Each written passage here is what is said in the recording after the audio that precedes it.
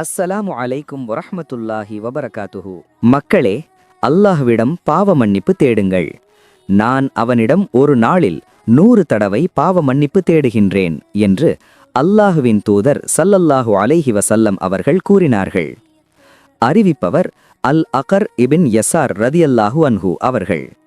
ஆதாரம் நூல் முஸ்லிம் 5235 4871.